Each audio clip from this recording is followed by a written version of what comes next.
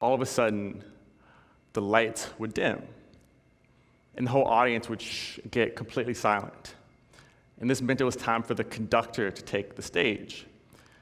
And at this point in my life, the conductor was the most terrifying person that I knew. And so as he came from behind the curtains and walked down the aisle, I had to make sure not just to sit up straight, but to also turn that sheet music back over so that he couldn't see what I was up to on the back. And so he would walk towards the podium, take a bow to the audience, and he would turn back and look at the performers on stage. And he had this piercing look, almost as if to let us know that if we embarrassed him at all, he knew exactly who and where we were. So we would start playing the real music, and in this moment, I was in a predicament. So because my mind was so consumed with this music I'd been writing on the back of the page, I wasn't as prepared as I could have been for the music we actually came to play, but it was fine because I had a plan for this moment. So whenever we would get to a difficult section of the music, I would do something similar to the air guitar. So I'd play the air violin, looking like the greatest professional, but without actually making a sound at all. And the air violin, it's really a skill in its own right. It's kind of like synchronized diving at the Olympics, because the worst case scenario is for the music to stop and for you to be the last person just flailing your arm on stage. But luckily, that never happened to me, because I was pretty good at the air violin, and maybe a little too good. Because after one of these concerts, we come to the next rehearsal, and the conductor comes in with that same frown on his face, and he said that we need to do something called a down the line. And do any of you know what a down the line is at all? Okay, you can yell it out if you wish.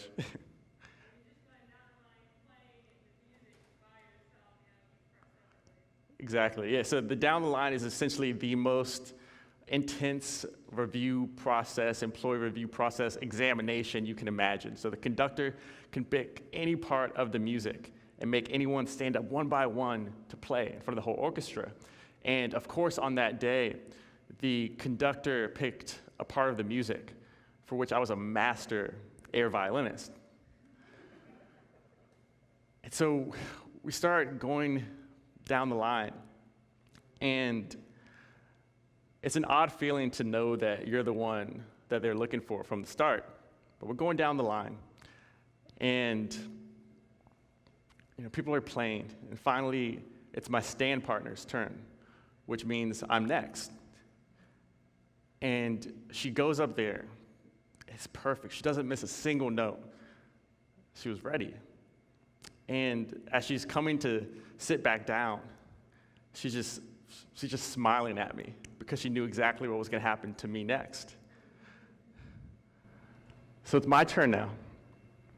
I'm up there playing. Oh, I stand up to play, I should say. And within about 5 seconds, it becomes extremely apparent that the conductor is just not a fan of the air violin at all.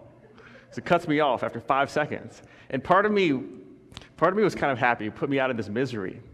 But then before I could sit back down, he tells me in front of everyone that I wouldn't be allowed to play in the next concert.